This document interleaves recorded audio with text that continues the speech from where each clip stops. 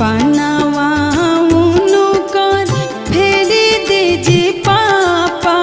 फुलावा दिन छितारा पनावा उनकर फेरी दीजी पापा फुलावा दिन छितारा हमारा के ले पापा का से खिली जाइती साजन लवटी घरे जा अरे हमारा के ले पापा जंघे बैठती साजन लव